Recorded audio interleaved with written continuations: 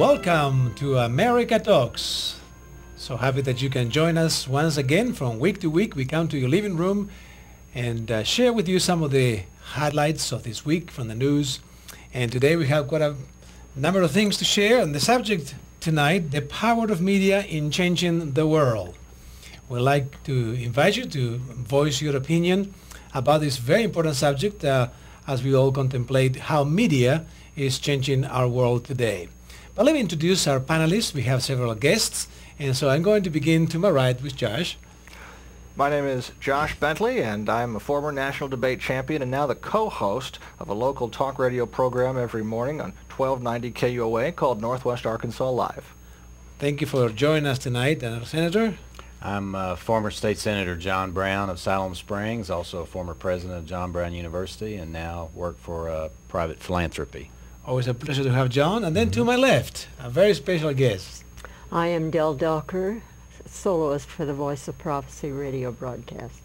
Thank you for joining us, Del. It's been a wonderful pleasure today to have you a part of our PLE Music show. So those of you who watch PLE Music are going to be blessed with the lovely music of Del. We're going to give Del a little more time later on to talk to us about her ministry. And then, of course, we have Lonnie.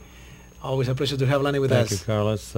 Everybody's going with former, so I'm the son of a former sodbuster in Western Canada, the plains of Saskatchewan, but now the director-speaker of the Voice of Prophecy International radio broadcast.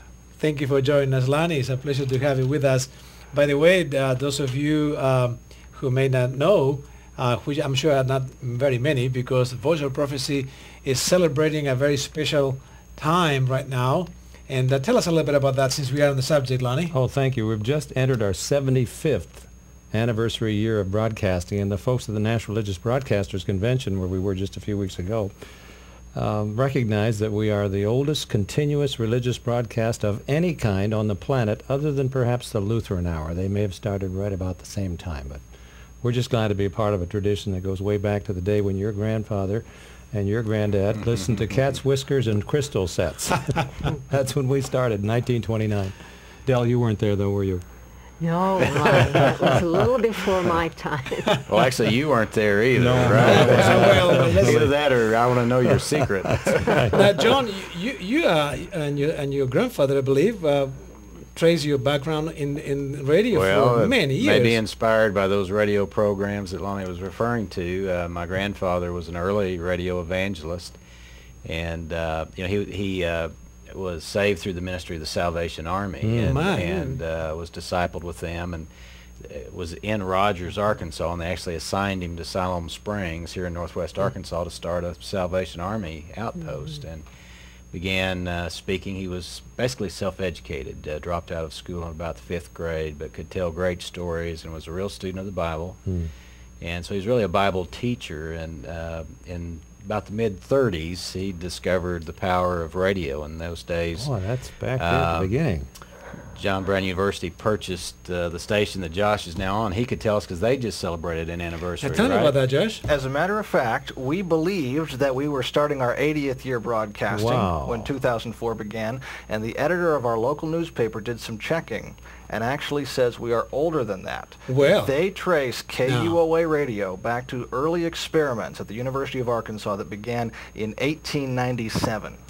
And there's a Dr. Adrian Peterson with Adventist World Radio who contends that KUOA is the oldest continuing radio station in the world. Wonderful. Now, JBU didn't purchase the station until the 1930s. My grandfather, in those days, it had pre-sunrise authority on AM signals.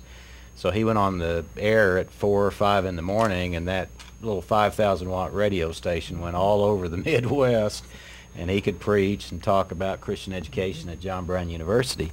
But, you know, the KUOA, to all my friends in Fayetteville, the UOA in those days stood for University of Arkansas. But KUOA has been continuously owned by John Brown University for probably 75 plus years. So. Well, at this point, there's no reason to change the call letters. The tradition is set in stone.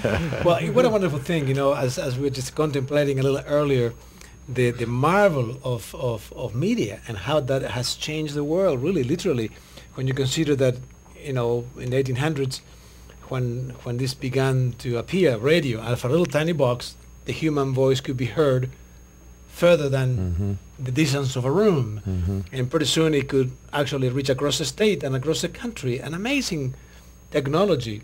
And then, of course, we see now what you see on your living room, the image of us here in Arkansas sharing some of these thoughts with you, wherever you may be, in New York City, in Washington State, in Florida, in Canada, Central America, and some of you may be in Korea. So this is an amazing thing, what television is doing now. And then we have the internet. Can you imagine the power of the internet? I was just sharing that I don't send my folks, my family, back in Uruguay, I don't send them letters anymore, just email them. You know, it's so quick. We can actually chat through the computer. An amazing technology. So definitely technology and media has had and is having a tremendous impact. Right. There are other types of media, and that's, for instance, the recording in CDs and acetates and a variety of ways in where music is transferred. And Del, you've been singing for a number of years, and you've been blessing millions of people literally around the world.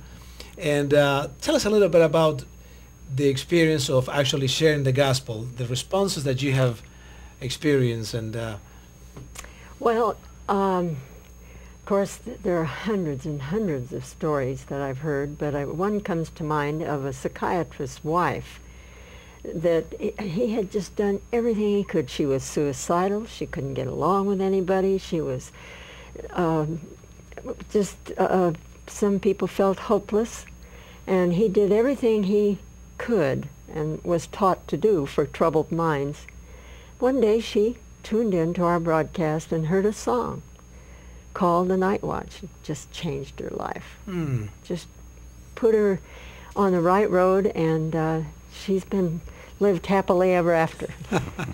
And you were, of course, a singer that blessed her with that. I happened to be the one, but you know, it could have been anybody.